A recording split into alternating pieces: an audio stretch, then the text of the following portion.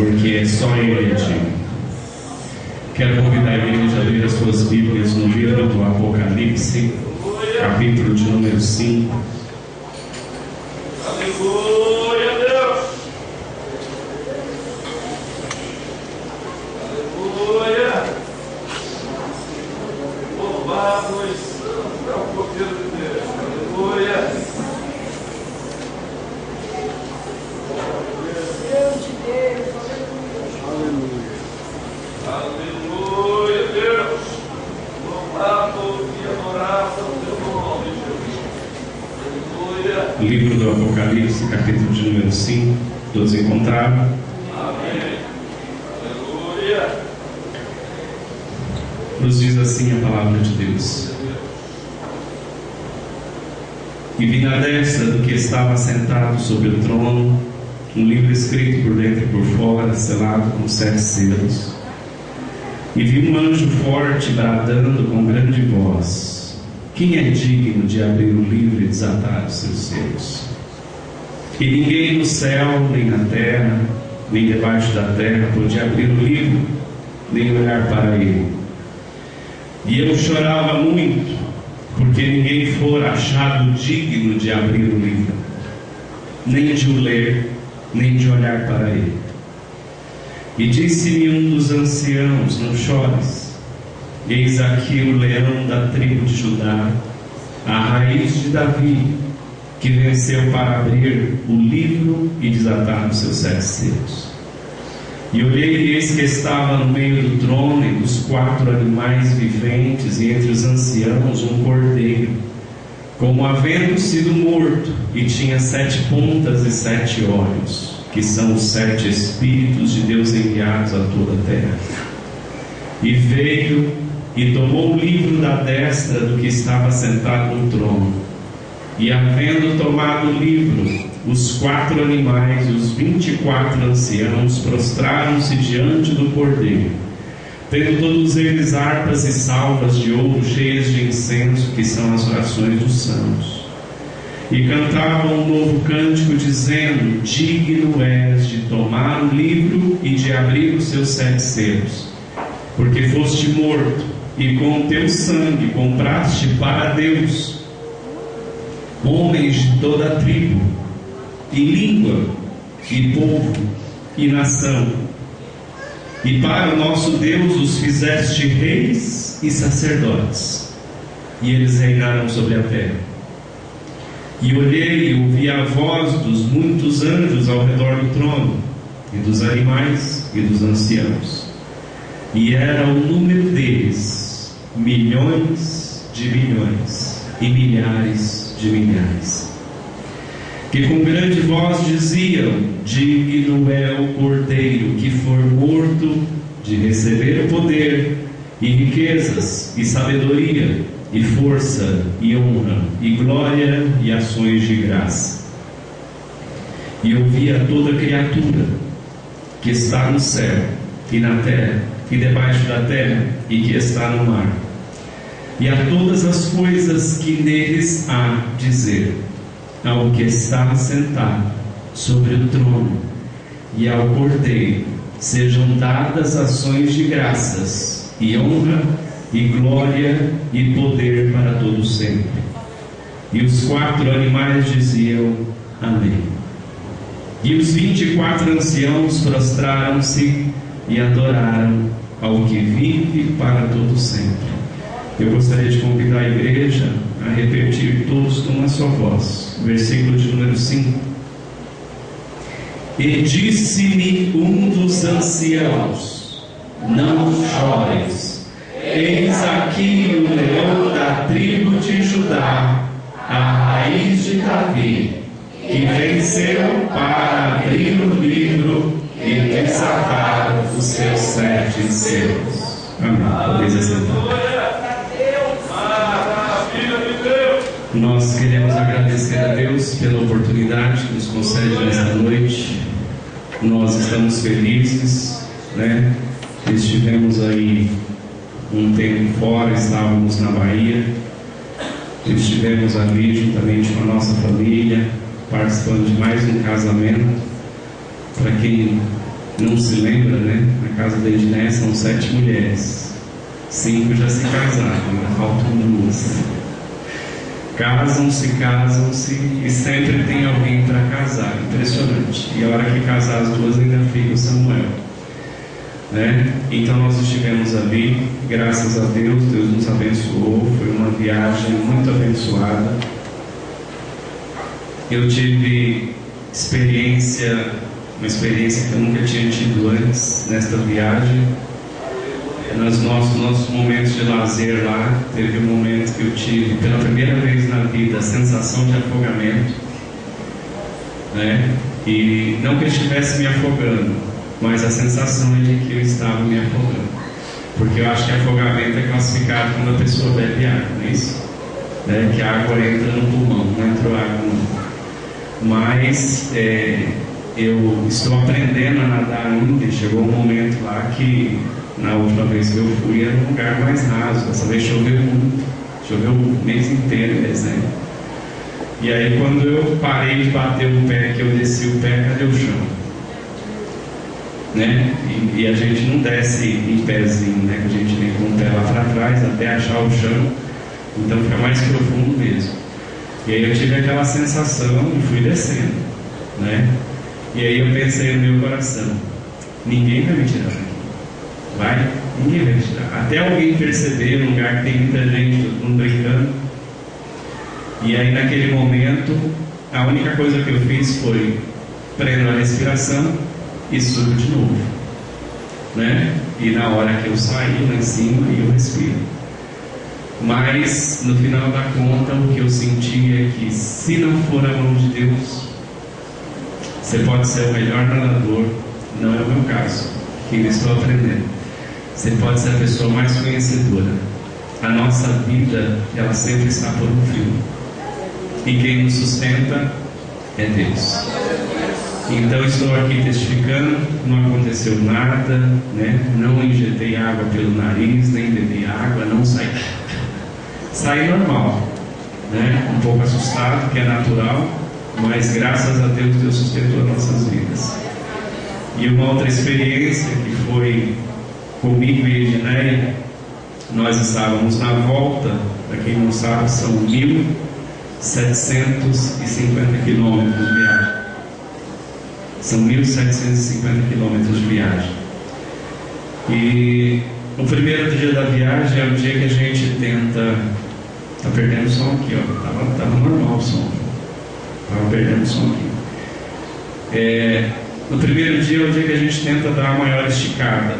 Você tem que percorrer pelo menos uns 1.000 quilômetros. Para no segundo dia você está mais cansado, é natural, você possa fazer o resto da viagem com tranquilidade. E na volta, no primeiro dia, nós fizemos 950 quilômetros. E estava bom, porque a parte mais difícil é a parte de cima mesmo. Quando chega de Belo Horizonte para cá é tranquilo. E aí paramos numa cidade chamada Corinto. E pela manhã, como é costume quem está viajando, você faz as verificações antes de sair, né? Dormimos lá no hotel quando levantamos, fizemos a verificação no carro, colocamos a água necessária. E eu deixei a tampa do radiador sobre a bateria. Impressionante essas coisas, mas é sempre o cuidado de Deus. Nós percorremos aproximadamente quase 100 quilômetros sem tampa no radiador. O carro não aqueceu, não demonstrou irregularidade nenhuma. Velocidades entre 120 e 140. Tem algumas pessoas que costumam dizer que se você anda na estrada acima do limite permitido, Deus não te guarda. Quero dizer para vocês, isso é mentira. Deus é Deus na tua vida, você debaixo d'água ou você fora d'água. A gente não deve cometer imprudências, tá? O que é imprudência? Você andar alcoolizado, sem prudência. Você andar com sono, sem prudência. Mas eu diria para você, se você for servo de Deus, ainda que você esteja alcoolizado, ainda que você esteja com sono, Deus te guarda. Porque Deus é Deus na sua vida. E nós andamos aproximadamente 100 quilômetros, e aí de repente o trânsito parou. Do nada, parou. Era uma ponte em reforma. E aí parou, né? A gente parou o carro, já peguei o mapa, porque em outras experiências a gente ficou muito tempo parado, já virei o braço aqui para trás, peguei o mapa e já comecei a procurar uma alternativa de saída. Enquanto eu estou aqui pegando o mapa, Edneia disse que subiu uma fumaça na frente do carro. Só que com esse calor que está, a fumaça dissipa rapidinho. Então eu voltei, quando eu voltei o olho, ela falou: olha a fumaça no carro. Quando eu olhei, não vi nada. Eu falei assim: não, deve ser porque a gente andou bastante, está quente, o motor está quente, é natural. Aí daqui a pouco desce um caminhoneiro que estava no veículo de trás. Aí desceu, olhou por baixo do caminhão. Aí ele ficou olhando e veio na minha direção. E eu olhando pelo retrovisor. Ele falou assim: rapaz, é do seu carro que está saindo essa água? Né? Aí eu dei aquela, de dentro do carro mesmo, dei aquela olhadinha. Aí eu vi o asfalto todo com aquela água cor de ferrugem, né? Aí saí do carro, fui lá. Quando eu levantei o capô, tinha acabado de ferver, porque quando para, vem o refluxo e despejar toda a água. E aí quando eu olho, a tampa estava sobre a bateria. Curiosidade, entre a bateria e o capô deve ter pelo menos uns 10, 15 centímetros. Irmãos, o cuidado de Deus na nossa vida é algo extraordinário. O cuidado de Deus na tua vida é algo extraordinário. E Deus cuida da tua vida porque Ele comprou a tua vida. E comprou com um preço que ninguém pode pagar. É um preço de sangue. Não desvalorize aquilo que Deus fez na tua vida. Não deixe que as atividades do dia a dia, os problemas do dia a dia, as dificuldades deste mundo atrapalhem aquilo que Deus fez por você. O cuidado de Deus, o carinho de Deus por você é algo extraordinário. E quando eu abri o capô, aí já não estava mais o caminhoneiro, estava ele e o ajudante dele, mais um outro senhor de outro carro aqui encostado. Aí quando eu abri o capô, que eu vi a tampa do radiador em cima da bateria, eu olhei para eles e falei assim: a misericórdia do Senhor é a causa de nós não sermos consumidos. Porque não tinha outra coisa que falar, porque foi uma completa falta de atenção minha. Mas aí naquele momento que eu sentia que eu posso até falhar, eu posso até ter falta de atenção, mas o cuidado de Deus não falta. O cuidado de Deus não falta. E é esse sentimento que a igreja da atualidade está perdendo. Nós temos falado aqui muito a respeito disso.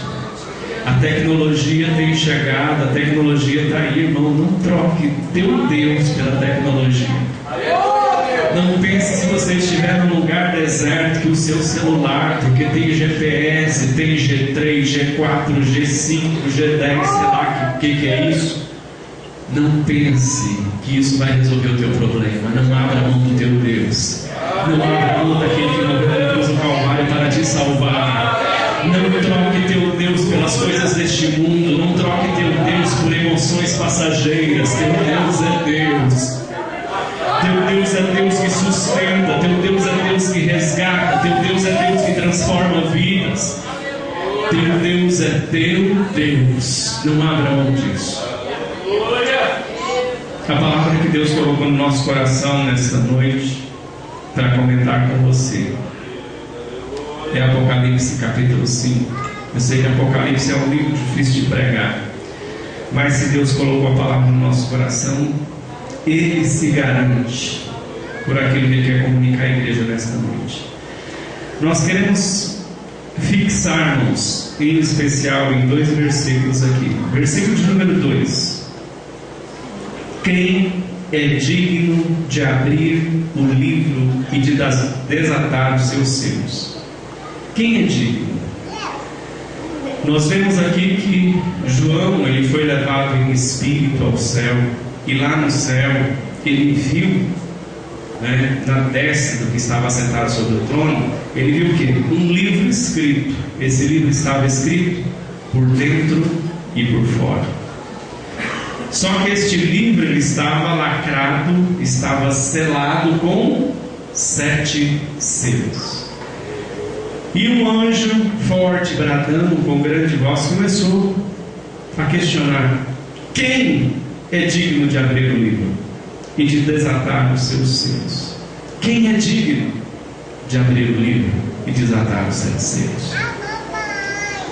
A primeira, a gente vai começar pelo fim para vocês entenderem o meio e o início.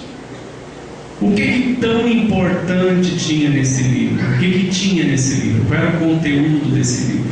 Depois, quando o livro é aberto, você vai ver que nesse livro continham as revelações daquilo que aconteceria com a terra, daquilo que aconteceria com a igreja, daquilo que aconteceria com o povo judeu, o povo de Israel.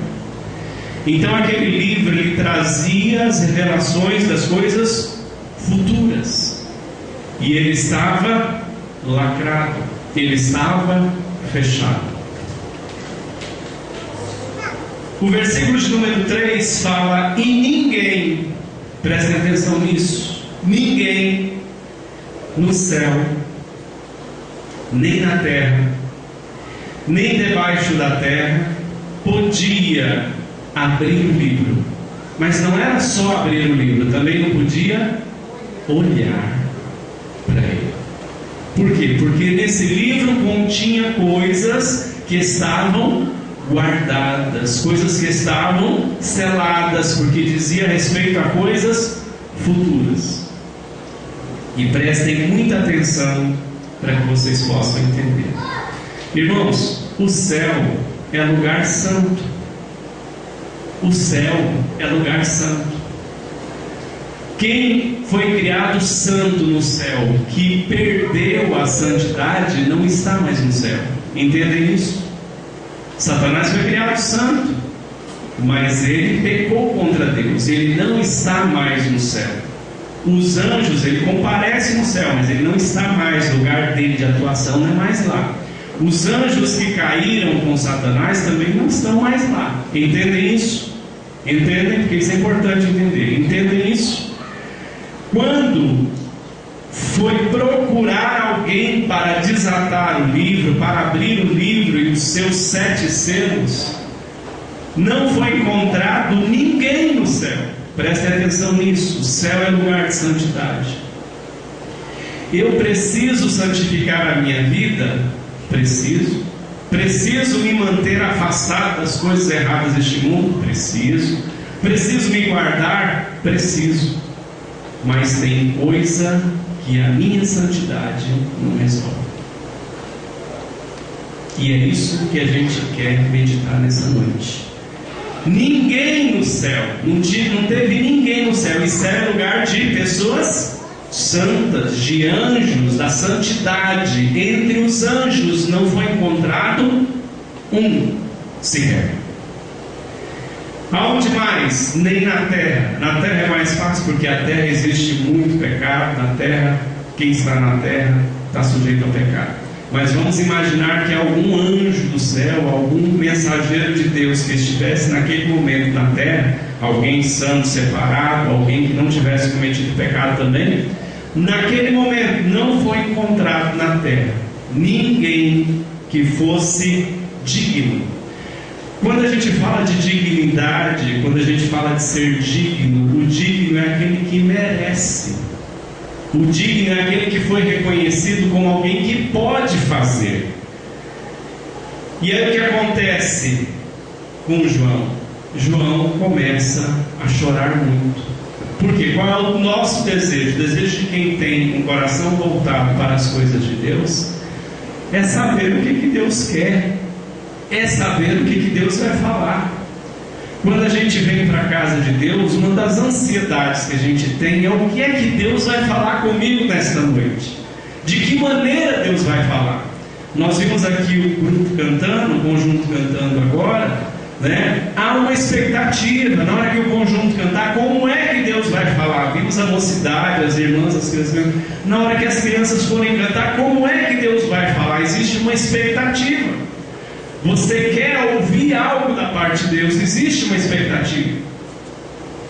E aí João olha para um lado, olha para o outro, vê que não foi encontrado ninguém no céu, ninguém na terra, ninguém debaixo da terra, para abrir o livro. Aí ele começa a fazer o que todo ser humano faz quando se sente impotente, quando sente que não dá conta de resolver a coisa, quando sente que não pode modificar a situação. O que ele faz? Chora. Existe dois tipos de choro. Existe o choro porque eu tenho uma alegria excessiva, mas existe um choro também porque eu estou frustrado. Existe um choro porque eu vejo o limite da minha vida, o limite da minha força. Por mais que eu me esforce, por mais que eu queira, eu não consigo fazer uma determinada coisa. Aí isso me provoca o quê? Choro. É o choro da decepção, é o choro da frustração. E o que a gente vê ali em João, o que é? É um choro, mas não é um choro de alegria, não. É um choro de decepção. Igreja de Cristo, você tem tido um choro de decepção na tua vida? Você tem passado por um momento na tua vida em que você tem chorado por decepção? Entenda que a história não acaba aí. Entenda que a história não para aí. E ele diz no versículo 4: e eu chorava muito, porque ninguém fora achado digno de abrir o livro, nem de o ler, nem de olhar para ele. Versículo de número 5: um dos anciãos chegam até João e fala assim: João, não chores. João, não chores. Igreja de Cristo, você tem tido um choro de decepção. Você tem tido um choro porque você vê que o seu limite já chegou. Mas a palavra de Deus para a tua vida nessa noite é: não chores. Não chores. A decepção pode ser grande do jeito que for, a decepção pode ser enorme da forma como for. Aos seus olhos, aos olhos de mais alguém, pode não ter solução, pode não ser achada uma solução. No caso aqui, a solução era abrir o livro, mas ninguém podia abrir o livro. Isso causa uma dor no coração de João e ele chora. Um dos anciãos chega para ele e fala: não chores. Por quê? Parou por aí? Não. Eis aqui o leão da tribo de Judá, a raiz de Davi, que venceu para abrir o livro e desatar os seus 7 selos. Uma das coisas interessantes que nos faz pensar neste versículo é que aquele que o ancião estava apontando, ele não fala aqui, eis aqui Deus, que é filho de Deus, que criou céu, terra, universo. Não.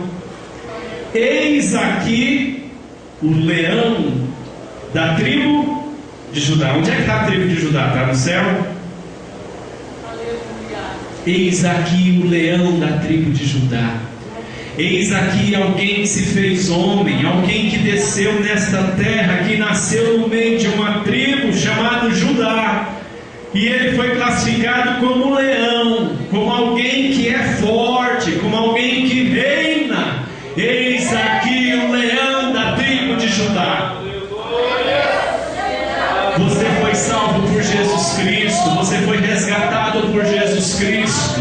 Você tem chorado lágrimas de decepção. Não chores, eis aqui o leão da tribo de Judá. Ele está aqui, é Ele quem faz modificação na sua vida, é Ele quem lhe dá segurança, é Ele quem lhe dá expectativa, é Ele quem lhe dá uma esperança nova. Porque às vezes parece que as esperanças velhas já não estão mais funcionando na nossa vida, e Jesus vem para dar uma nova esperança. O que mais que ele descreve nesse ser? A raiz de Davi. Referindo-se a quem? A Jesus. E a segunda parte do versículo é muito interessante: que venceu para abrir o livro e desatar os 7 selos. Na primeira parte a pergunta: quem é digno? E aqui tem um que venceu. Venceu para abrir o livro e desatar os 7 selos. Hoje pela manhã, na escola dominical, Deus usou a vida do Roberto para falar uma coisa muito importante. Irmãos, se o evangelho que você ouve não é um evangelho voltado para Cristo, centralizado em Cristo, não dê muita atenção não. Não dá para ter evangelho sem Cristo. Não dá para ter evangelho sem Cristo. Eu posso ser, não que eu seja, mas eu posso ser o melhor ministrador de palavras. Se eu não apresentar Cristo para vocês, não vale nada. Se eu não mostrar para vocês que o evangelho está centralizado na pessoa de Jesus Cristo, que é Cristo a razão de tudo, não vale nada. São apenas bonitas palavras soltas ao vento. O evangelho puro, o evangelho eficaz, é o evangelho que fala de Cristo e do seu amor. E aí uma das coisas que nos chamou a atenção é que Jesus venceu para quê? Para abrir o livro, para desatar os 7 selos. Jesus venceu. E ele venceu onde? Lá no céu? Não, venceu aqui na terra.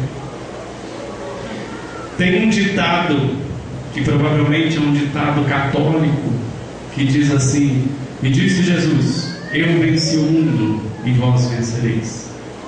Na realidade é um versículo bíblico que diz, e disse Jesus, eu venci o mundo. Ponto final. Não tem vós vencereis. Está vencido, o mundo está vencido. Jesus já venceu o mundo pela sua igreja. Jesus já venceu o mundo por cada um de nós. E aí eu parei e comecei a meditar, comecei a pensar: por que alguém como Jesus somente foi encontrado digno para abrir o livro e desatar os selos? Santidade é uma coisa que eu e você podemos fazer na dependência de Jesus, na dependência do Espírito Santo. Mas tem coisa que só Jesus pode fazer. E Igreja de Cristo, preste atenção nisso. Não tome o lugar de Jesus naquilo que é para Ele fazer. Não queira ser melhor do que o seu Senhor. Tem coisas que você até pode fazer, mas tem coisas que só quem pode fazer é Jesus Cristo. Aquilo que só Jesus Cristo pode fazer, deixa só Jesus fazer. Nós estamos vivendo uns tempos na igreja evangélica, em especial no Brasil, que está aparecendo tanto homem que faz tanta coisa, mas entenda o seguinte: tem coisa que só Jesus pode fazer. O homem pode se aperfeiçoar, o homem pode se dedicar, o homem pode se deleitar, mas tem coisa que só Jesus pode fazer. Queira que Jesus faça na sua vida. Não fique esperando do homem que ele faça, não fique esperando de um anjo que ele faça, ainda que o anjo é símbolo de santidade. Não. Tem coisa na sua vida que só Jesus pode fazer. E uma das coisas que só Jesus pode fazer é salvar a tua alma. Só quem pode fazer isso é Jesus. Anjo nenhum tem poder, homem nenhum tem poder, animal nenhum tem poder, peixe nenhum tem poder. Só Jesus tem poder de salvar e resgatar a tua vida e a tua alma. E aí nós, pensando um pouquinho, mas o que é que tem de tão grande mistério nisso? É como se Deus falasse no nosso coração: Veja, para abrir o livro e desatar os selos, precisava ser digno, precisava ser merecedor, precisava ter feito alguma ação inquestionável. O que difere Jesus de todo o demais, além dele ser Deus Filho, é que ele se desglorificou, desceu a esta terra, viveu como homem, viveu sem pecado, viveu separado do mundo, viveu em santidade, viveu em todo o tempo em comunhão com o Pai. Ele deu liberdade para que o Espírito Santo usasse ele no potencial máximo que um ser humano pode ser usado. Na potência máxima que o Espírito Santo pode usar uma pessoa, foi o espaço que Jesus deu para o Espírito Santo usar a vida dele. Por isso que aonde ele entrava as coisas aconteciam, aonde ele tocava as coisas modificavam, onde ele chegava mudava de configuração. Enquanto isso, os inimigos de Deus a todo tempo buscavam matá-lo, buscavam interromper o projeto da vida dele. Então entendam isso, que Jesus foi encontrado digno porque ele venceu. Prestem muita atenção nisso e ouçam isso com muita sabedoria. Todos nós precisamos de santidade na vida, mas a santidade sozinha, ela não é suficiente. Nós vamos ver aqui outros versículos que nós vamos citar. Deus espera que nós permaneçamos na fé, para que nós sejamos vencedores. E a gente vai exemplificar isso daqui a pouco. Mas antes, vamos ler um pouco mais. Versículo 6: olhei e eis que estava no meio do trono 4 animais viventes, e entre os anciãos um cordeiro. Olha só, o cordeiro, como havendo sido morto, e tinha 7 pontas e 7 olhos, que são 7 espíritos enviados a toda a terra. E ele veio e tomou o livro da destra do que estava sentado. E havendo tomado o livro, os 4 anciãos, os 4 animais, os 24 anciãos, prostraram-se diante do cordeiro, tendo todos eles harpas e salvas de ouro, cheias de incenso, que são as orações dos santos. Tem muita gente que pensa que orar é perda de tempo. Entenda o seguinte: não importa quanto tempo você gasta orando, não importa onde você ora também, porque tem gente que acha que para falar com Deus tem que estar ajoelhado, tem que estar... Não, esse deve ser uma prática também, orar de joelhos. Mas você pode orar na condução do seu trabalho, no seu trabalho, na escola, por onde você passa. Você pode estar fazendo o que você estiver fazendo e orando. Essas orações, elas não são despejadas, elas não são lançadas fora. Está aqui um dos momentos que essa oração é utilizada. Em salvas de ouro, cheias de incenso. E o que são esse incenso? Que são as orações dos santos. E eles cantavam um novo cântico dizendo: digno és de tomar o livro e de abrir os seus selos. Por que ele era digno? Porque foste morto, e com teu sangue compraste para quem? Para Deus. O que foi comprado? Homens de toda tribo e língua e povo e nação. Olha que interessante. Por que ele foi detectado como digno? Porque ele fez pela humanidade algo que ninguém tinha feito antes, não fez agora e nunca vai fazer. Por que ele foi encontrado digno? Por que ele foi encontrado vencedor? Porque ele foi morto, e com o sangue ele comprou para quem? Para Deus, o Pai. O que? Homens. Igreja de Deus, entenda que o principal objetivo de Deus na vida do ser humano é resgate da alma, é salvação. Deus quer salvar a tua vida sempre. E quando você estiver salvo, Deus, através da tua vida, quer alcançar outras vidas. Esse é o grande projeto do reino de Deus.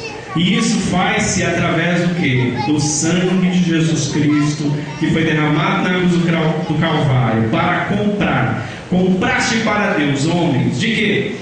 Toda tribo, língua, povo e nação. Se ele dissesse aqui só todos os homens, alguém poderia pensar assim, não, mas está falando dos homens cultos, né? Dos homens que têm escrita própria. Não, para não ficar em dúvida, tribo. Ah, mas está falando só daqueles que falam inglês. Não, toda língua. Ah, mas está falando só do povo judeu. Não, e povo, todo povo, homens de todos os povos. Ah, mas ele está falando só da nação brasileira. Não, toda a nação. Para que ninguém fique em dúvida de que tipo ele está comprando. Ele comprou para Deus homens de toda a tribo, e língua, e povo, e nação. E para o nosso Deus os fizeste o quê? Fizeste o quê? Reis e sacerdotes. Igreja de Deus, você foi comprado pelo sangue de Jesus Cristo derramado na cruz do Calvário. Você foi resgatado. Você, assim como eu, não era nada, não valia nada. Mas Jesus comprou a tua vida, comprou a minha vida para Deus Pai. E fez o quê? Nos fizeste. Ele nos fez o quê? Reis e sacerdotes. Todos nós temos um pouco de rei e todos nós temos um pouco de sacerdote. O que o rei faz? O rei não governa? Todos nós temos um pouquinho disso na nossa vida espiritual. Somos governantes de alguma forma. E o que o sacerdote faz? O sacerdote mantém o elo, a ligação entre Deus e o homem continuamente. Todos nós temos um pouquinho disso também. De sermos sempre ligação entre Deus e o homem, através sempre da pessoa de Jesus Cristo. E eles reinarão sobre a terra. Isso é uma coisa que vai acontecer. Vai chegar um momento em que Jesus vai tomar toda essa terra para reinar. E quem é que vai ser os auxiliares dele? Eu trabalho, por exemplo, numa empresa vinculada ao governo do estado de São Paulo, que é a MTU, trabalha com transporte intermunicipal, o metropolitano. E aí o que acontece? Se a gente olha para a empresa, a gente fala assim, poxa, tem tanta coisa que podia funcionar e não funciona. Mas não funciona por quê? Porque quem está administrando não sabe fazer? Não. É porque quem está administrando está corrompido. E aí faz o que o chefe quer que faça. Não faz aquilo que precisa fazer, faz o que o chefe quer que faça. Tem gente aqui que trabalha em empresas particulares e vê a mesma cena, a mesma coisa acontecer. Não poderia ser tudo certinho, não poderia ser da forma. Você acha que o seu chefe, o seu gerente, o seu diretor não sabe como tem que fazer? Ele sabe, mas ele não quer fazer como tem que fazer. Mas quando Jesus voltar e instaurar o reino dele, sabe quem é que vai auxiliar lá na MTU? Pessoas como eu e você. Vai fazer aquela MTU funcionar, vai fazer o metrô parar essa pouca vergonha de cair energia todo dia. Vocês acham que aquilo ali é porque está com falha no sistema? Não. É porque a pessoa não quer, as pessoas que estão na responsabilidade não quer fazer aquilo que eles sabem que tem que fazer. E aí o que acontece? O negócio para consertar custa 10 milhões, aí ele fala que custa 100 milhões. Aí ele pega dos 10 que ele falou que custaria, ele usa só 5 milhões. Se custava 10, dá para fazer com 5? Não. E os outros 95 que arrecadou foi para onde? Para o bolso de alguém, corrupção. Por isso que o sistema não funciona, mas tem dinheiro. Gente, é impressionante como o governo tem dinheiro. Tem dinheiro, mas não tem pessoas com vontade de fazer as coisas. Você acha que o posto de saúde não funciona por quê? Porque não tem dinheiro, falta recurso? Mentira! É porque falta pessoas que tenham Cristo na vida e tenha peito para enfrentar a situação. Mas quando Jesus voltar a instaurar o reino, vai funcionar o posto, vai funcionar o fornecimento de energia, vai funcionar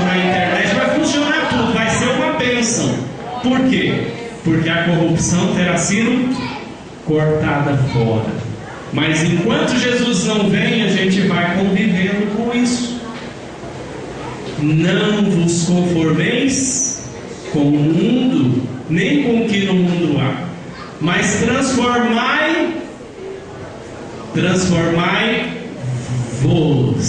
Não é transformai-o, é transformai-vos. Transformai a vocês mesmos. Não se deixe corromper, porque você vive num mundo corrupto. Você foi salvo, remido, lavado e purificado no sangue do Cordeiro. Você precisa manter as suas vestes brancas, para que no dia que Jesus vier reinar, você esteja lá entre os reis, reinando juntamente com Cristo. Versículo 11: olhei e ouvi a voz de muitos anjos ao redor do trono, e dos animais dos anciãos, e era o número deles milhões de milhões e milhares de milhares. Isso aqui está falando só de anjos, dos animais que glorificavam a Deus e dos anciãos. Não está falando aqui de homens ainda, tá? E com grande voz eles diziam o quê? Digno é o Cordeiro que foi morto de receber o poder e riquezas e sabedoria e força e honra e glória e ações de graça.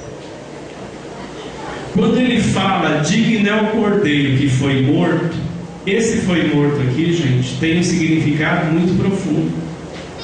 Jesus Cristo é Deus.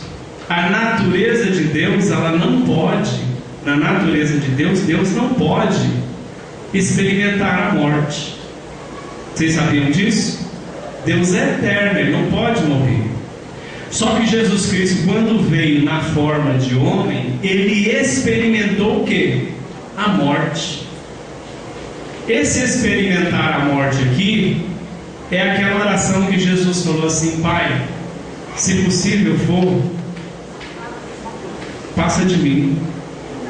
Todavia não seja como eu quero, mas faça-se a tua vontade. É a experimentação da morte. Não fazia parte da natureza, porque a morte ela é consequência do quê? De pecado. Jesus pecou? Não.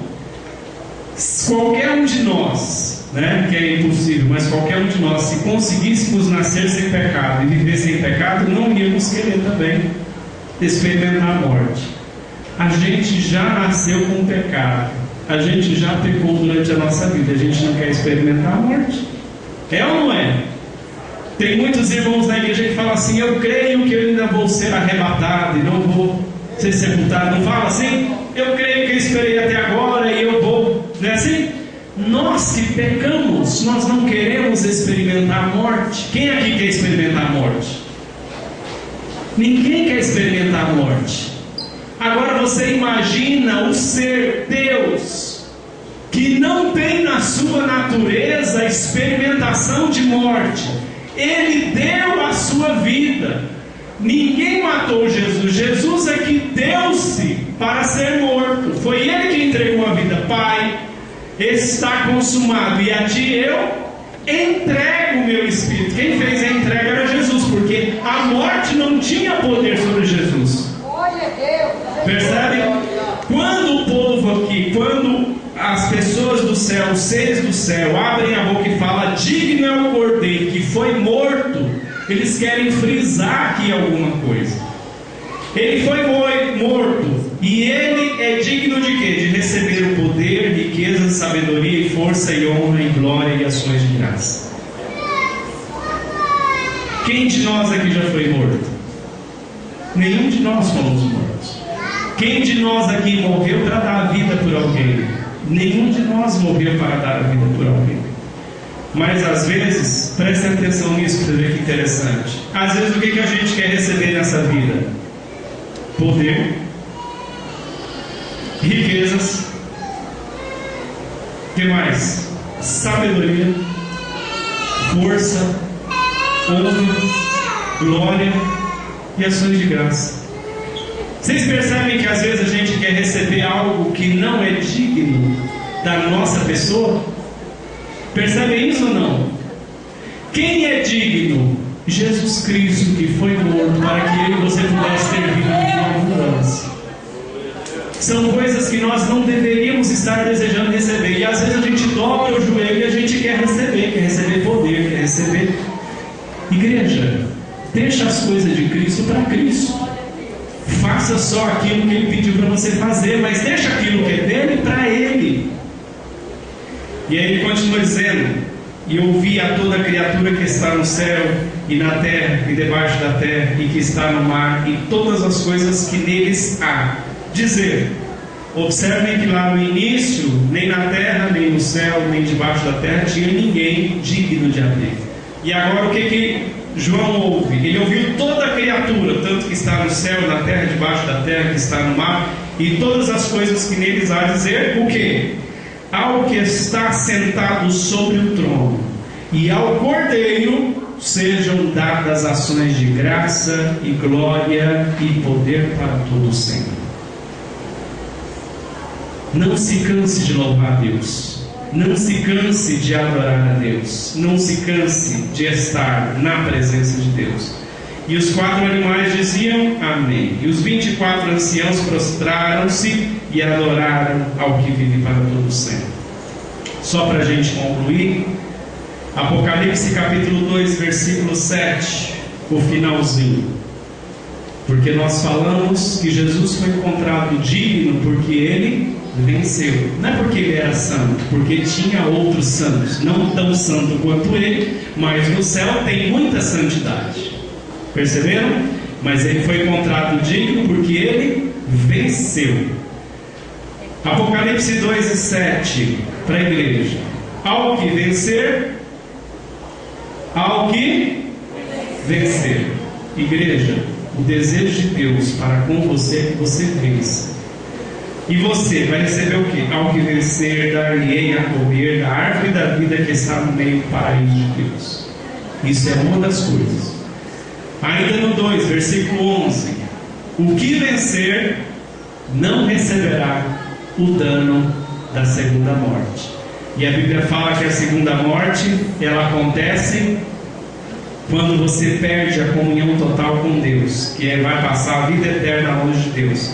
Versículo 17: ao que vencer, darei eu a comer do maná escondido, e dar-lhe uma pedra branca, e a pedra um novo nome escrito, o qual ninguém conhece, senão aquele que o recebe. O 26 do capítulo 2 ainda: ao que vencer e guardar até o fim as minhas obras, eu lhes darei poder sobre as nações, e com vara de ferro as regerás, serão quebradas com vasos do oleiro, como também recebi de meu Pai. Dar-lhe-ei a estrela da manhã. Capítulo 3, versículo 5: o que vencer será vestido de vestes brancas, de maneira nenhuma arriscarei o seu nome do livro da vida, e confessarei o seu nome diante do meu Pai e diante dos seus anjos. Versículo 12: ao que vencer eu farei coluna no templo do meu Pai, e dele nunca sairá, e escreverei o nome dele, o nome sobre ele, o nome do meu Deus, o nome da cidade do meu Deus, a nova Jerusalém que desce do céu, do meu Deus, e também meu novo nome. E finalmente, no capítulo 3, versículo 21: ao que vencer, lhe concederei que se assente comigo no meu trono, assim como eu venci e me assentei com meu Pai no seu trono. Então entenda isso: Jesus Cristo foi encontrado digno porque Ele venceu. Não deixe que as lutas da vida, não deixe que os acontecimentos da vida tirem de você o seu objetivo final, que é a vida eterna. Porque Deus quer que você seja um vencedor. Deus abençoe a igreja em nome de Jesus. Aleluia, Jesus. Graças a Deus. Graças a Deus pela palavra que foi pregada